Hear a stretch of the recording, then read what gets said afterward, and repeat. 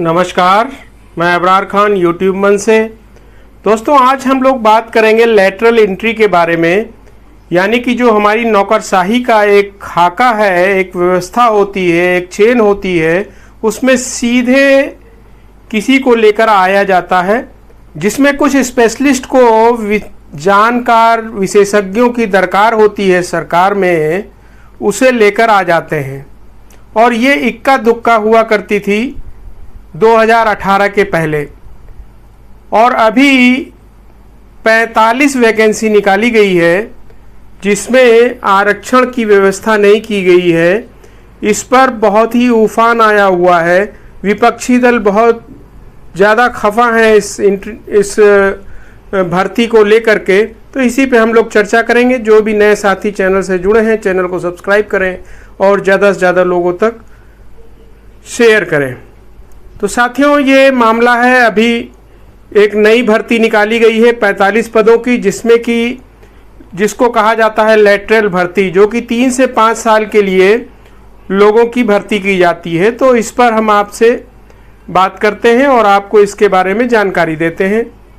सरकार ने एक विज्ञापन निकाला, लेटरल एंट्री, यानी कि जो हमारी नौकरशाही का एक खाका होता है, एक व्यवस्था होती है, एक चेन होती है, उसमें सीधे सीधे किसी को लाया जाता है। वो स्पेशलिस्ट हैं, कुछ जानकार विशेषज्ञों की दरकार होती है, ऐसे लोग लाए जाते हैं। इक्का दुक्का एक आध दो लोगों को ऐसे लिया जाता है। हमेशा से ये काम होता रहा है। मनमोहन सिंह जी वित्त मंत्रालय में लाए गए, उन्होंने कभी भी आईएएस का इम्तिहान नहीं दिया था, पर 2018 से एक व्यवस्था भी ईजाद की गई है लेटरल एंट्री की, जिसके तहत अब एक विज्ञापन आया है। उसमें 45 पदों का यूपीएससी ने इसको निकाला है, 45 पद, जिसमें 10 ज्वाइंट सेक्रेटरी यानी संयुक्त सचिव और 35 डायरेक्टर और डिप्टी सेक्रेटरी यानी कि निदेशक और उप सचिव, 45 पद हैं और 45 पद निकाल दिए हैं। सरकार को ज़रूरत होगी, इसमें एलिजिबिलिटी क्राइटेरिया क्या है, कौन कौन लोग इन पदों पर आ सकते हैं या आवेदन कर सकते हैं। तो उसमें ज्वाइंट सेक्रेटरी के लिए 15 साल का अनुभव, निदेशक स्तर पर 10 साल का, उप सचिव स्तर पर तजुर्बा होना चाहिए। अब इसमें भी आयु सीमा भी आ जाती है। संयुक्त सचिव हैं तो 40 से 55 साल की उम्र होनी चाहिए, डायरेक्टर की 35 से 45 साल और डिप्टी सेक्रेटरी की 32 से 40 साल।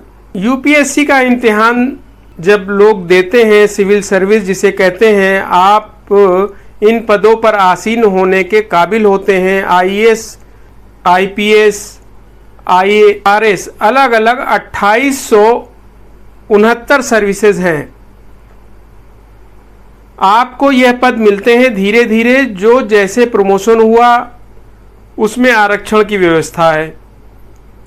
15% अनुसूचित जाति, 7.5% अनुसूचित जनजाति, 27% ओबीसी, कुल मिलाकर 49.5% आरक्षण का प्रावधान है। और अब इधर 10% इकोनॉमिक वीकर जो लोग हैं, आर्थिक रूप से जो कमज़ोर लोग हैं, उनके लिए 10% का भी आरक्षण हो गया। पर ये जो 45 नियुक्तियां होंगी जो अभी निकाली गई हैं लेटरल एंट्री, सीधे नियुक्ति जो हो रही है, वो 3 साल के लिए, इसको 5 साल तक बढ़ाया जा सकता है। इसमें आरक्षण का व्यवस्था ही नहीं है। अब राजनीति में तो उबाल पहले से आया हुआ है, आपको पता ही है। तो उस पर राहुल गांधी जी ने निशाना साधा है और उन्होंने कहा है कि मोदी संघ लोक सेवा आयोग यानी यूपीएससी का हिंदी में तर्जुमा की जगह राष्ट्रीय स्वयं सेवक संघ के जरिए संविधान पर हमला कर रहे हैं। इन 45 सीटों में अब नहीं देंगे किसी भी अनुसूचित जाति, किसी भी अनुसूचित जनजाति या पिछड़े वर्ग के व्यक्ति को ना लाने की मर्जी। और राहुल गांधी कह रहे हैं कि जानबूझकर ये लोग कर रहे हैं। लोक सेवा संघ आयोग राष्ट्रीय स्वयं सेवक संघ बन गया है। खुलेआम आरक्षण छीना जा रहा है। देश के सभी शीर्ष पदों पर वंचितों का प्रतिनिधित्व नहीं है। इसे सुधारने के बजाय दूर किया जा रहा है। वहीं पर राष्ट्रीय अध्यक्ष मल्लिकार्जुन खड़गे, जो कांग्रेस के राष्ट्रीय अध्यक्ष हैं, उन्होंने कहा है कि संविधान को तार तार करती बीजेपी ने किया आरक्षण पर डबल वार। वहीं पर राष्ट्रीय अध्यक्ष समाजवादी पार्टी अखिलेश यादव जी कह रहे हैं कि सारी चाल पीडीए से आरक्षण छीनने की है। 2 अक्टूबर से आंदोलन शुरू करेंगे, यानी कि आरक्षण की गूंज फिर से सुनाई देगी। यह मंडल बनाम कमंडल की राजनीति का एक और अध्याय जोड़ता हुआ साफ दिखाई दे रहा है। उधर लालू प्रसाद यादव कह रहे हैं महत्वपूर्ण मंत्रालयों में उच्च पदों पर बिठाने का यह नागपुरिया मॉडल है। संघ हमेशा बैकफुट पे रहता है, आरक्षण के मुद्दे पर वो वहां चोट पहुंचा रहे हैं। वहीं पूर्व उप मुख्यमंत्री तेजस्वी यादव कहते हैं कि हिंदू के नाम पर यह आपका हक खा रहे हैं और आपके अधिकार की बंदर बांट कर रहे हैं। बहुजन समाज पार्टी की राष्ट्रीय अध्यक्ष मायावती कह रही हैं कि कोटे के अनुपात में अगर नियुक्ति नहीं दी जाती है तो ये संविधान का उल्लंघन है, कि संविधान की भी बात नहीं सुनी जा रही।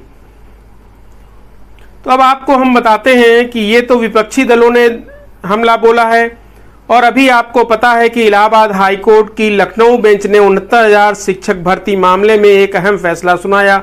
मेरिट लिस्ट जो है रद्द कर दी, यानी कि वह सरकारी नौकरी जो 2020 में लगी थी 2 चरणों में अगस्त और नवंबर में, उसको रद्द कर दिया कि आरक्षण का ख्याल नहीं रखा गया, गड़बड़ झाला हो गया। नई मेरिट सूची आनी चाहिए। 4.5 साल से छात्र उत्तर प्रदेश में अभ्यर्थियों वह आंदोलित थे कि 19,000 पद जो दरअसल SC ST और OBC और उत्तर प्रदेश में तो 21% आरक्षण अनुसूचित जाति का है, अनुसूचित जनजाति तो सिर्फ 2% वहाँ है, फिर बहुत कम तादाद, और 27% पिछड़े वर्ग के, तो 27% वालों को 3.68% आरक्षण में निपटा दिया गया। 21% अनुसूचित जाति का जो आरक्षण था सिर्फ 1.25% को दिया गया। 19,000 सीटें हमारी खाली रह गईं।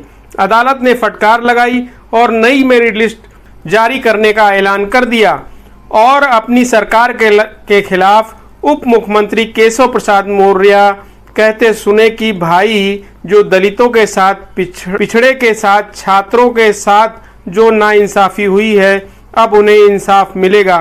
तो यह एक सेटबैक, एक धक्का जो उत्तर प्रदेश सरकार, बीजेपी की सरकार, डबल इंजन सरकार है, उसे लगा ही था कि यहाँ राजनीति ही गर्म हो गई। मैं 2015 का थोड़ा पुराना आंकड़ा आपके सामने पेश कर देता हूँ, तस्वीर और साफ हो जाएगी। देश में जो सेक्रेटरी के बराबर सचिव और उनके बराबर के जो पद हैं, 90 से ऊपर पद हैं, 4 SC ST, 3 ST, 4 अनुसूचित जाति, 3 अनुसूचित जनजाति, OBC का कोई नहीं। लेकिन उनके पीछे एक वजह है, क्योंकि आरक्षण के बाद में यह व्यवस्था आई, मंडल आयोग लागू होने के चलते तो उस सीनियरिटी लेवल पर OBC का कोई पहुंच ही नहीं। रोहिणी आयोग 13 एक्सटेंशन के बाद पिछले साल रिपोर्ट सौंप दी महामहिम राष्ट्रपति को, लेकिन आज तक वह सार्वजनिक नहीं की गई। जानकारी सार्वजनिक भी तो की जाए, और एडिशनल सेक्रेटरी के बराबर के पदों पर 2 अनुसूचित जाति और 3 अनुसूचित जाति, टॉप लेवल पर कोई प्रतिनिधित्व नाम की चीज ही नहीं है। बड़ा आंशिक सा है रसम अदायगी जिसे हम कहते हैं, और इसी में रोहिणी आयोग की रिपोर्ट जो 2600 के करीब बड़ी जातियों की बात हो रही है, इससे ज्यादा तादाद है। इसमें से 938 पिछड़ी जातियां जो हैं उनको ना एक नौकरी मिली, ना एक दाखिला मिला, 0 रिप्रेजेंटेशन, और 994 जातियों को 2.68% नौकरी और आरक्षण, और 1% जातियां पिछड़े वर्ग में 50% से ज़्यादा दाखिले और नौकरियां हथिया रही हैं, पर जाति जनगणना नहीं होगी। अब इसमें एक और दिलचस्प बात है, कानून क्या कहता है। UPSC के जरिए अगर भर्ती हो रही है, यह तो लेटरल भर्ती की बात है। आप सिविल सर्विस इम्तिहान देते हैं तो यह आरक्षण तो मिलेगा। यहाँ क्यों नहीं मिलता? दरअसल व्यवस्था क्या थी? 24 सितंबर 1968, 45 दिन या उससे ज्यादा दिन की नियुक्ति पर भी आरक्षण मिलेगा। तब ओबीसी को भी शामिल किया गया था, तो आरक्षण का तो प्रावधान था। अगर लेटरल एंट्री हो रही है तो आरक्षण दिया जाना चाहिए। सरकार ने यह 68 में कहा था, 1968 में कहा था, और 2008 में भी, यह मार्च की बात है। लेकिन 19 नवंबर 2018 को Sujata Chaturvedi, additional secretary, department of personal and training, उन्होंने यूपीएससी के सचिव राकेश गुप्ता को क्या लिखा, क्या चिट्ठी लिखी?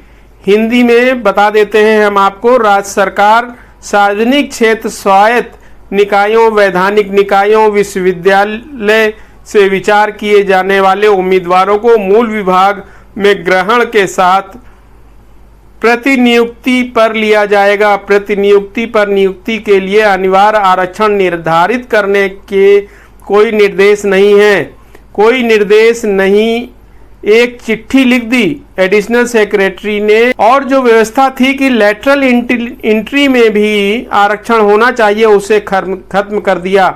अब यहाँ पर जब यह राजनीतिक उबाल मचा है और विपक्ष के तमाम नेताओं के बयानों का मैंने आपको बताया, तो सवाल यहाँ पर यह व्यवस्था तो 2018 से चल रही है और अब यह ज्वलंत मुद्दा बनता दिखाई दे रहा है। और दरअसल इसे चलते अब बैकफुट पर बीजेपी भी आती दिखाई देगी। ऐसे में आज हम लोगों को ये सोचना होगा कि ब्यूरोक्रेसी में भर्ती की लड़ाई संविधान पर आई, तो संविधान में जो व्यवस्था की है, क्या उसके तहत लेटरल भर्ती नहीं होनी चाहिए क्या? ये वो सवाल है जिसको लेकर के विपक्षी दल सवाल पूछ रहे हैं। राहुल गांधी जी ने भी हमला बोला है और सारे विपक्षी दलों ने इस पर हमला बोला है। अखिलेश यादव जी ने तो खास कह दिया है कि 2 अक्टूबर से इस पर आंदोलन किया जाएगा। तो अब आगे देखना होगा कि आरक्षण को लेकर के जिस तरीके से विपक्षी दल आंदोलित होने को आ रहे हैं, जिस तरह की बातें उनके सामने निकल के आ रही हैं, उनसे निकल के आ रही है, उससे ये समझ में आता है कि ये लेटरल भर्ती जो होने जा रही है, सरकार उनकी बात सुनेगी या नहीं सुनेगी वो अलग बात है। लेकिन युवाओं, जो हमारा देश युवा कहलाता है, उनको जरूर एक हवा मिलेगी आरक्षण को लेकर के। तो देखना होगा आगे चल कर के क्या नई व्यवस्था निकल के आती है। जो भी नए साथी चैनल से जुड़े हैं, चैनल को सब्सक्राइब करें और ज़्यादा से ज़्यादा लोगों तक शेयर करें। धन्यवाद।